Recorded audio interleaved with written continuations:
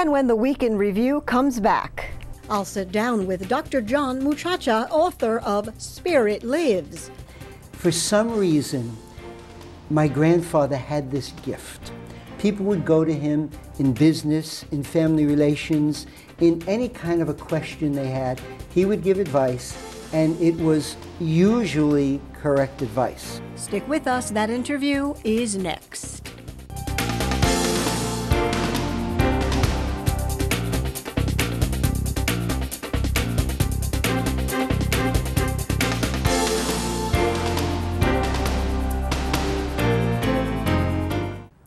welcome back. My guest today is Dr. John Muciaccia, a former Palisades Park educator and an author. Welcome, John. Thank you, Joanne.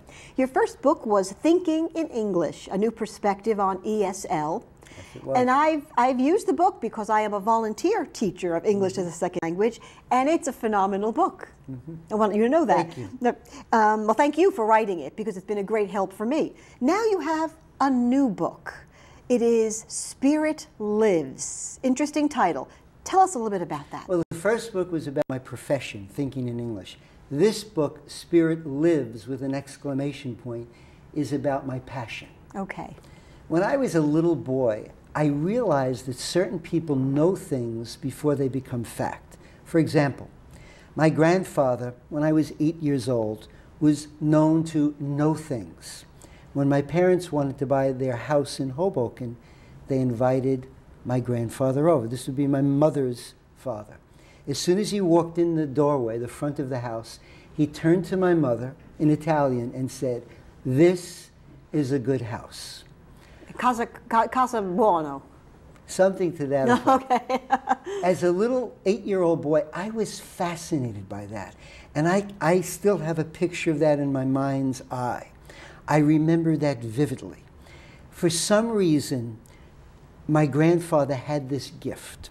People would go to him in business, in family relations, in any kind of a question they had. He would give advice, and it was usually correct advice. And he came from Sicily. He was born in Sicily, came here as a young man, married, and lived in Bloomfield, New Jersey, all his married life.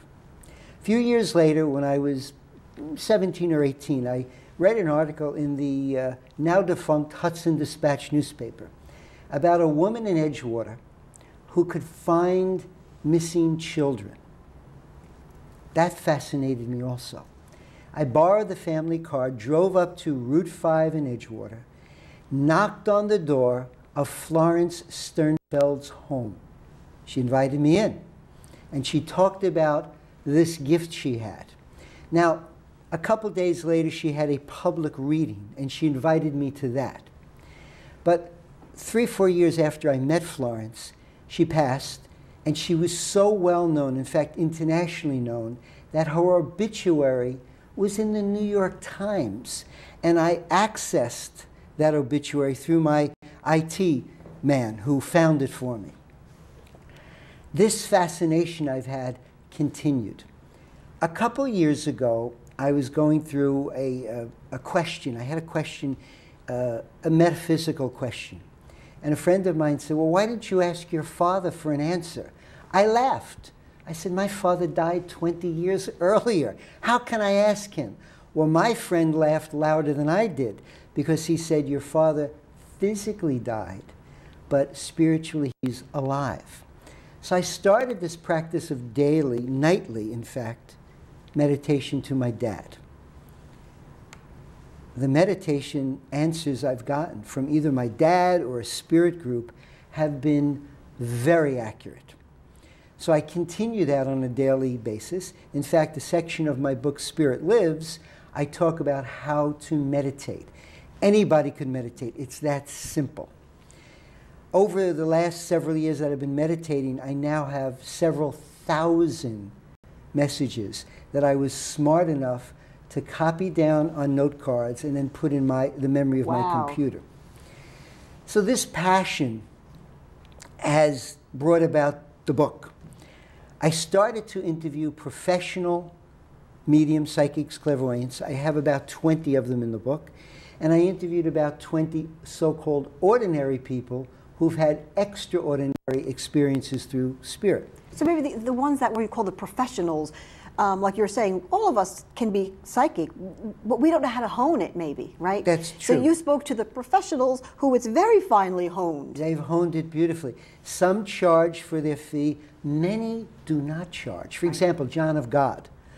Oprah Winfrey has been very interested in John of God. In fact, earlier in March, she had a special on her OWN network, her own network. And a few years ago, she sent one of her representatives to Brazil, because John of God is from Brazil. Right. This time, Oprah went to Brazil.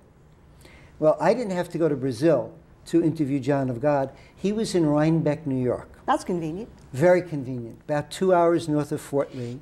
And I was smart enough to bring a friend of mine who is a medical doctor, because I wanted her eyes and brain to witness what I was witnessing. I wrote a beautiful 6 or 7 page piece on John of God. I mean, John of God, if your viewers want to know anything about him, just go to YouTube. There are dozens of videos on John of God healing with his hand using no anesthetic. I then was, but these people were recommended to me by many people. I was then recommended to go and see Braco. Braco is a Croatian gifted person who stares. And I think he's come to Secaucus. He did. Yes, okay. In fact, one of the 3 places I saw him at was Secaucus. He speaks not a word to the public. He stares. And when he stares, he gives his energy from his mind into your body. And many healings have taken place. I also included a chapter on Dr. Ibn Alexander. He's the gentleman who has the best-selling book, Proof of Heaven. It's on the New York Times bestsellers now. He is a neurologist, had gone into a coma for several days, many days, several weeks actually, and his book talks about what that place was like.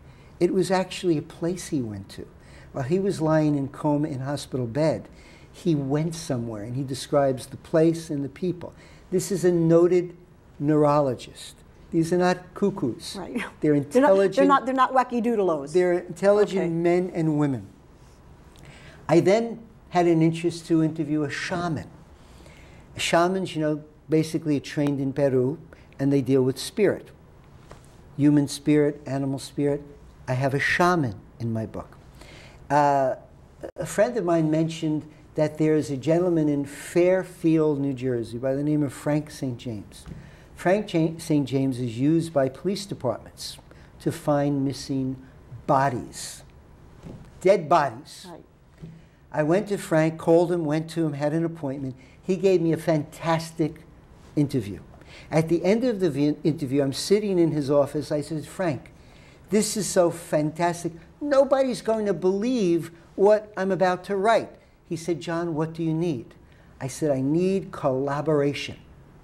He picked up the phone, called the chief of police in Englewood Cliffs, a gentleman by the name of Michael Cioffi. Michael Cioffi said, tell Dr. Muciaccia to come to my office now. Within 30 minutes, I was in the chief's office. He gave me quotes, signed a release form, called in his deputy chief, a gentleman by the name of Captain Tim Regan.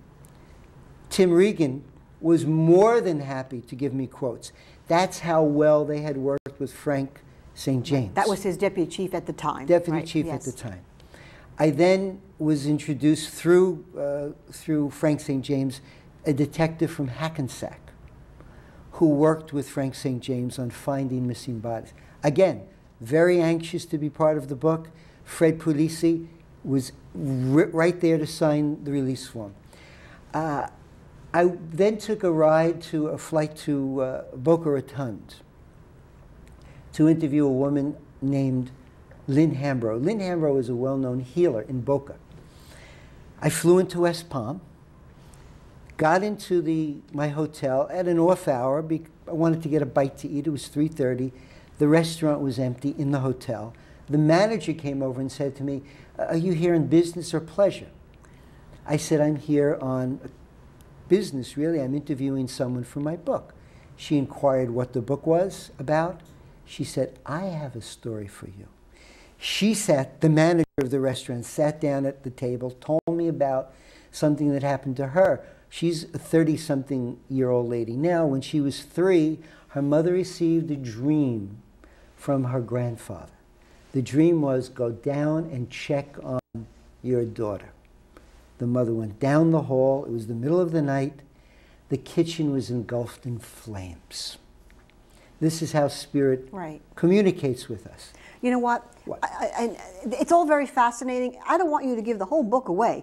I want people to buy the book as well.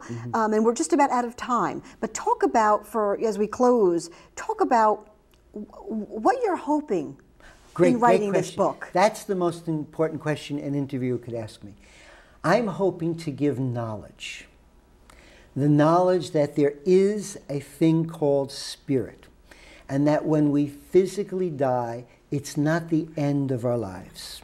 As one person, Lynn Hambro, when I entered her home, her first words were not, hello, John, nice to meet you. Her first words were, we never die. Our spirits live on. They live on. So the purpose of my book is to give knowledge that spirit exists. They live on if we're open to the idea. Do you fear, not that you're going to be afraid of it, but do you think that there's going to be skeptics, right? I think there's always going to be skeptics. Of course. But I invite those skeptics to have an open mind enough to read the book. Okay. The book is called Spirit Lives. It's not yet published, but it will hopefully be soon. Soon. So if you want to know when the book is coming out, you go to Twitter. You can find John Muciaccia. Dr. John Muciaccia. And we will have updates several times a week on the publication of the book. They could follow you on Twitter. Yes, they can. Dr. John Muciaccia, and I forgot to mention that you were the principal at Palisades Park High School. Principal. Vice principal. Okay, the vice principal. Like I said, longtime educator, now an author. Thank you for coming by to talk about your upcoming book. Thank you for having me. My pleasure.